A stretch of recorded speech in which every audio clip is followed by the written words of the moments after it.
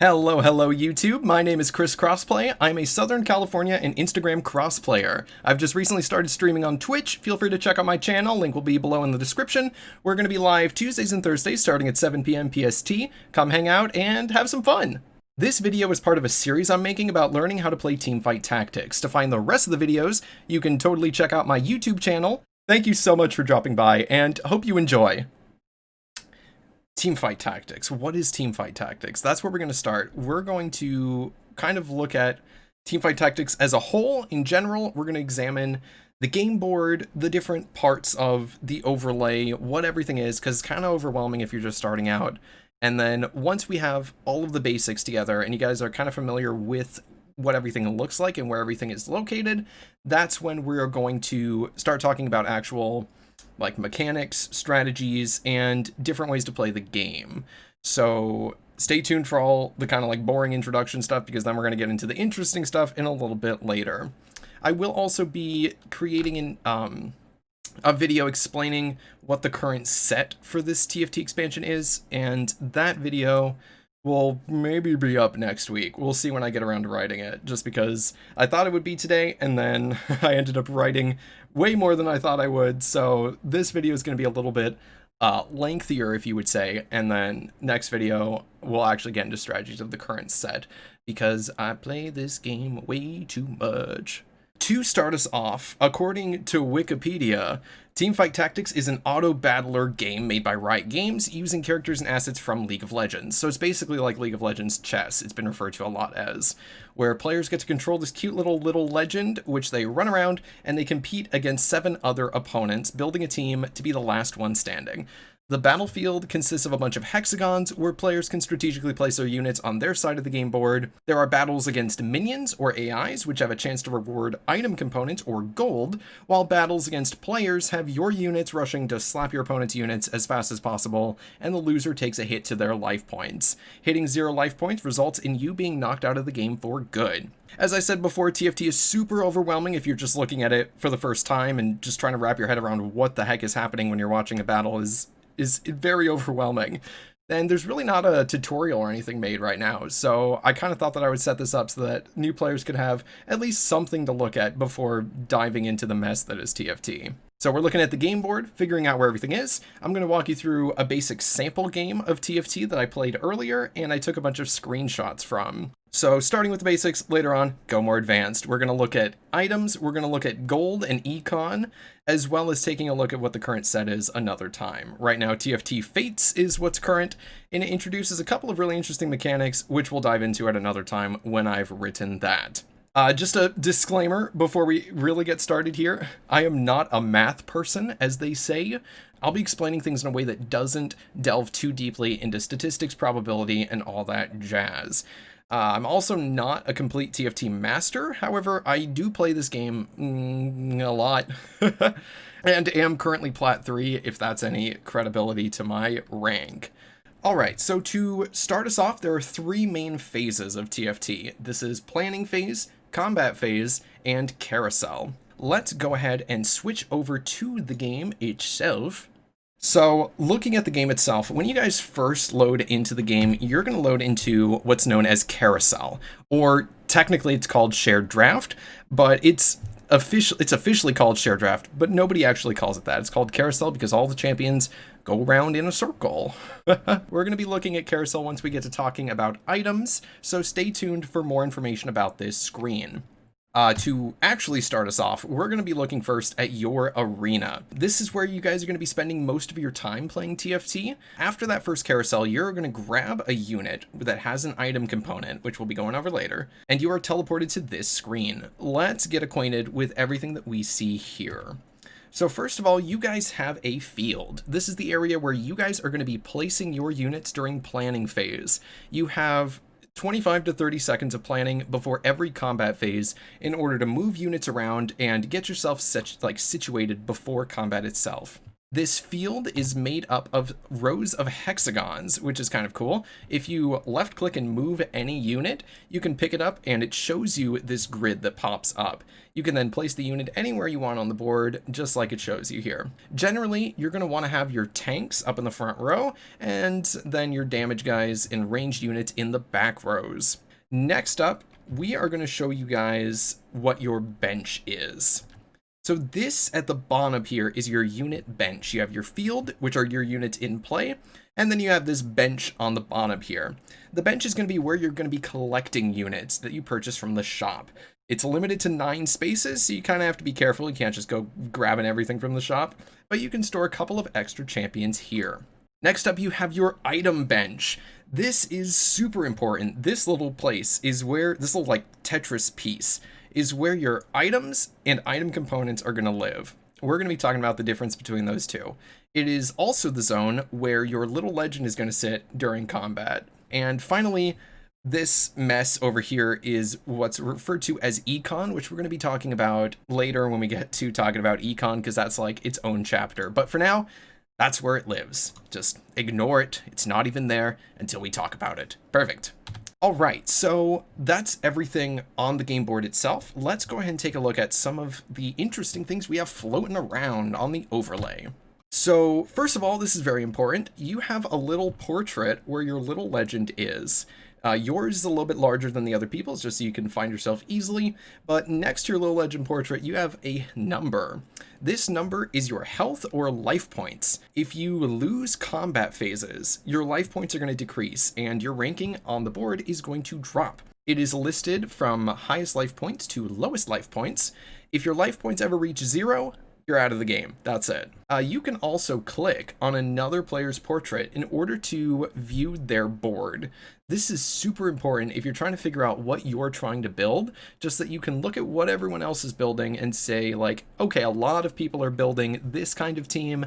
I might want to stray away from that just because all the units are going to be taken up.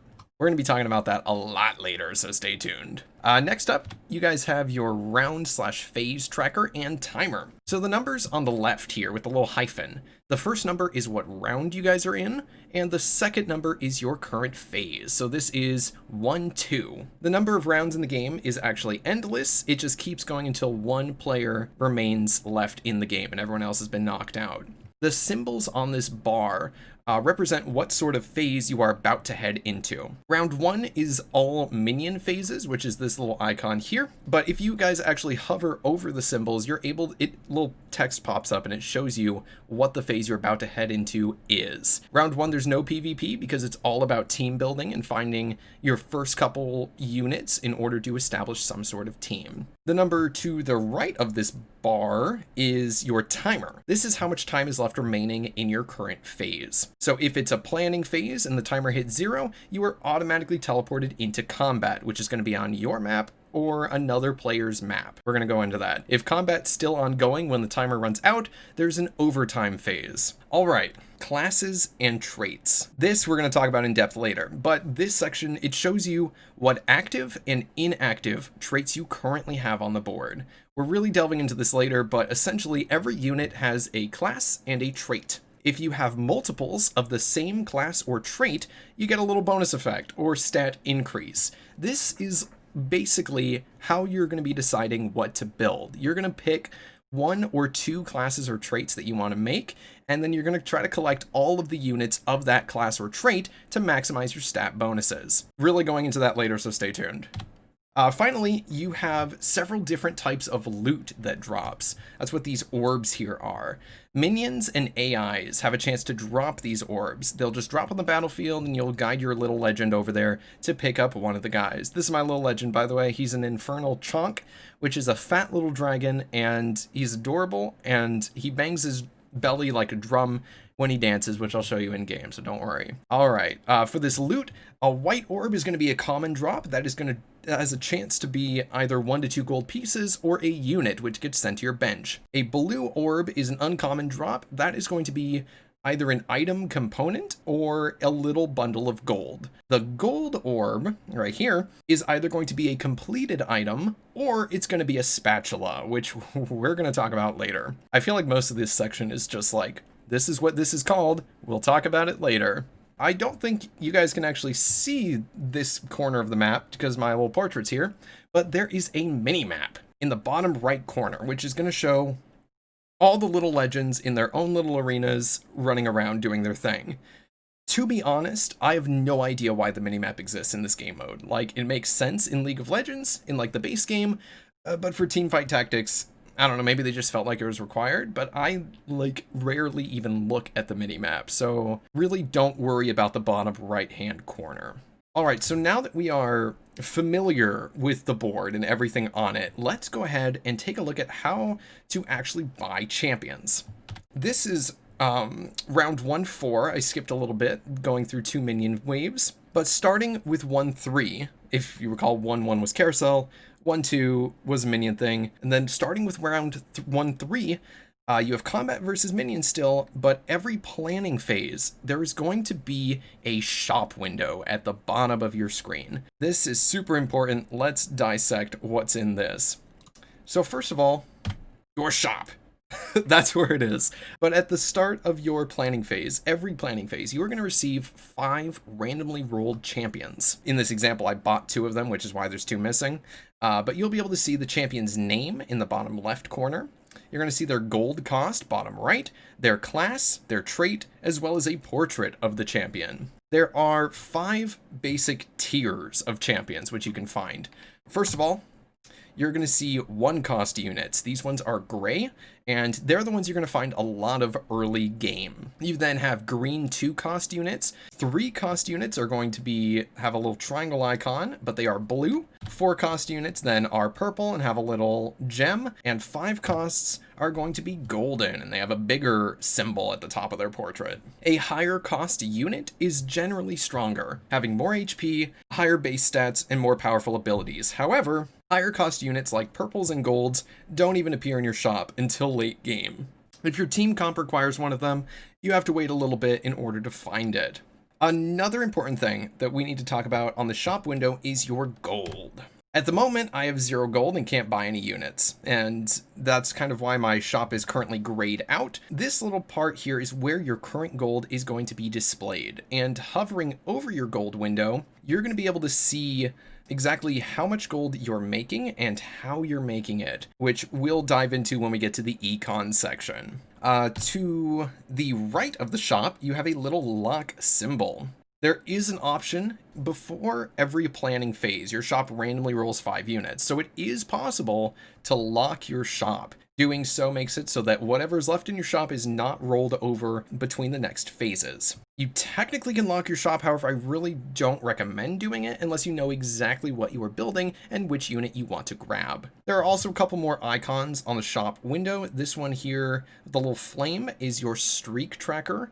That's going to be tracking what kind of win or loss streak you currently have. More on that when we get to gold. And this symbol here is a fates symbol. It's called a chosen token, I believe, but that we're going to be talking about once we get to the current set, and I'll even explain it once we're in game, actually doing a practice game, just so that you guys know what it does. On the left end of the shop window, you guys are going to see your current level, how much experience you need to level up. Right now it's 0 out of 6. Below that, a visual representation of your current level, your experience, as well as the options to buy 4 experience for 4 gold, or refresh your shop for 2 gold. Your level is going to determine how many units you're allowed to have on the board at once. So right now I'm level 3, and I have 3 units on the board, 2 Tahm Kenches and a Zed. One of the benefits going from playing League of Legends to playing TFT is that you pretty much know what most of the champ names are. So sorry if I just like say a champ name and you're just like, what champ is that? I'll make sure to like try to point out this little fat catfish is Tahm Kench. This little ninja boy is Zed. Oh, also, so I have 3 units on the board, and even on the board here, it says 3 out of 3. That is literally just another visual way for you to see, oh, I'm level 3 and I have 3 units out. Great. All right, we're going to be talking about when to buy experience, when to refresh or roll down your shop, as it's called, when we get to econ. So go ahead and stay tuned for that. That's literally a whole chapter. All right, also, just like another little tab to point out, on the top of the shop window is your shop percentages. This is based on your level, and we'll be talking about this with Econ, but just for now, just know that 1 and 2 cost units are going to appear a lot more frequently early game when you're lower leveled, and then 4 and 5 cost units don't even appear in your shop until like super late game. So if you're rolling down for those, save up your gold, which we'll talk about later. Now that we are familiar with the planning phase and the whole shop window, let's go ahead and take a look at a combat phase. For combat, your little legend either flies over to somebody else's board or someone else's little legend flies over to your board. However your units are placed at the end of planning phase is exactly how they appear in combat. The two sides literally just run at each other and slap each other, and whoever slaps the hardest the fastest wins. In this example, I actually ended up losing, and this is due to them having a silver Maokai, which is this big tree boy. We're going to be talking about upgrading units and abilities in the next slide. So if you right click over any unit, you are able to see a little stat window pop up. And this is the planning phase directly after that last combat round, which was 2-1. This is 2-2. As you can see, my life points took a little hit. Early on losses, you really don't take much damage at all. But late game is when it starts to get a little dangerous. So any unit that you purchase from the shop is going to be a bronze 1-star unit, as you can see by this Zed's little symbol here.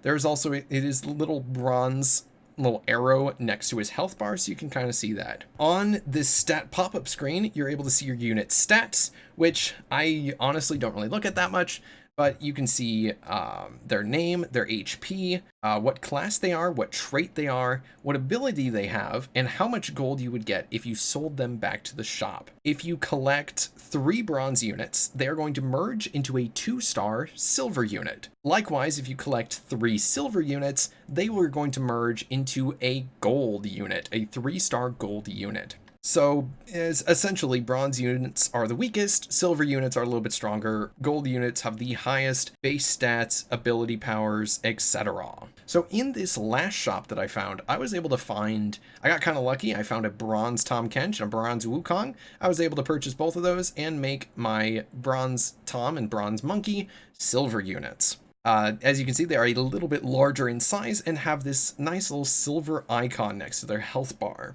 In general, silver units, stronger than bronze units. You want to upgrade your team to make it as strong as possible once you kind of know what you're building, or early game when you're just trying to survive. So as you can see, this Zed here has 600 HP.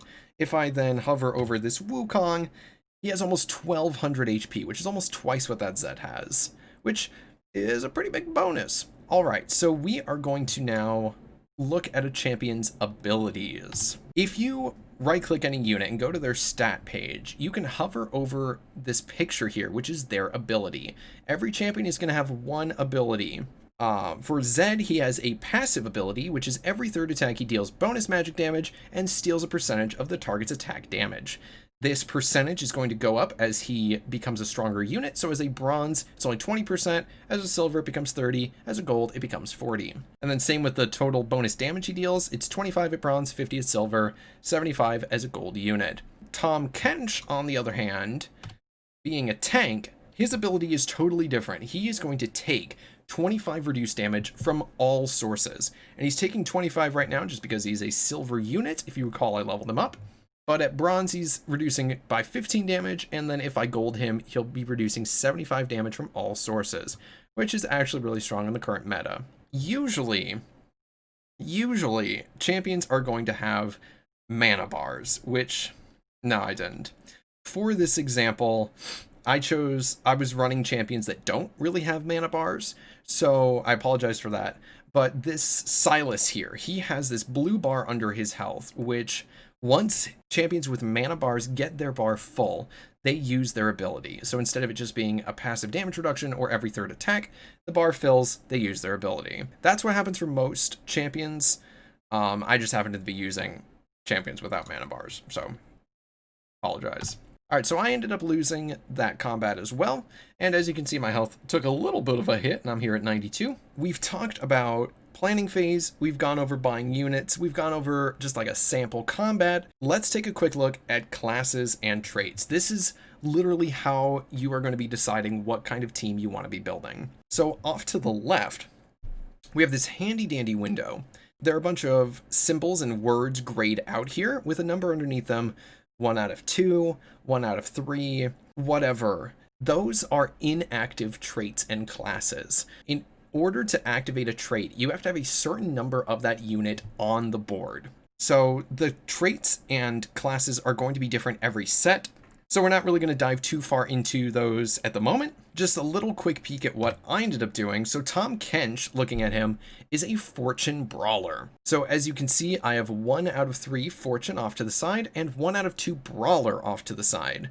These are inactive at the moment, so I'm not getting any buffs from them. Also, I should point out that Wukong on my team is a Divine Vanguard, which is why I have 1 out of 2 for both of those. And then Zed is a Ninja Shade. We'll be looking at Ninja in just a moment and why it is active up here at the top instead of being a grayed out inactive. Brawlers, I ended up finding a Maokai in my shop for this round.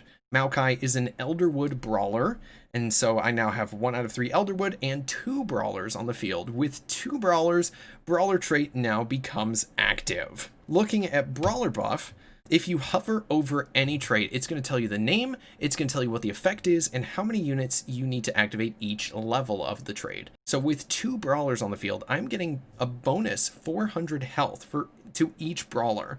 So Maokai is getting plus 400 health, Tahm Kench is getting plus 400 health. This is very strong early game to get your traits to the point where they're actually giving you some kind of bonus. This pop-out window is also going to, once you have it hovered, is going to highlight which units on the board and on your bench are of that type. So you can kind of see, oh, I have a Brawler sitting on my bench that I'm not using. I could throw that out there. If I were to get up to 4 Brawlers, all of my Brawlers would get a bonus 800 health, which is twice the previous level. The pop-up also gives you this handy-dandy little guide to all of that type in the game. So all Brawler traits are listed there. You have Maokai and Tahm Kench, whose portraits are lit up because I currently have them on the board, but you have all these other Brawlers too. So if I decided, okay, I'm going to run 8 Brawlers this game, I'm going to see, who am I missing? All right, bum, bum, bum, bum, bum. All those guys, that's what I need to pick up still. Technically, there are 7 Brawlers in this set. It is still possible to get to 8 Brawlers, which we're going to be talking about once we get to talking about the current set, but it has this thing to do with chosen units who have one of their traits doubled. So if I found a chosen Brawler, I would have plus an extra Brawler for one of my units. But we'll be talking about that with the current set info. I don't want to overwhelm you guys. This is probably already a lot of information, so sorry for overwhelming you guys. All right, we can also look at Ninja trait, which has been active since the last combat. Ninjas, during this set, gain bonus attack damage and spell power. However, Ninja trait can only be active when you have exactly 1 or 4 ninjas on the field. This means that you either run 1 ninja and get the bonus, or run 4 ninjas and get the bonus. It punishes you for running 2 or 3 ninjas, which is kind of an interesting thing. All of the traits and classes are totally different from each other. It's really interesting to learn and dive through, so get excited for that when we go through that. Did I end up winning? I ended up losing, I think, that last round. I've been collecting Yasuos passively on my bench just because going into this game, I thought it would be cool if I ran duelists, and then I saw that nobody else was running duelists in my game, and I thought, this is a great chance to run duelists. It's now 2-6. I ended up finding a Silver Yasuo and a Silver Fiora through my shop, as well as a Kalista, who is another very strong duelist. Duelists gain bonus movement speed and attack speed for every attack they make, and I looked around, nobody else was building duelists, so I decided to lock in duelists. You technically can choose to build something that someone else is already building. However, the pool of champions is limited, so you might find yourself competing for the late game units if you choose something that someone else is building. Which is fine, you can do that. Just know that, like, you have to roll down a little earlier to find these stuff you need, which we'll be talking about when we get to rolling down. 2-7.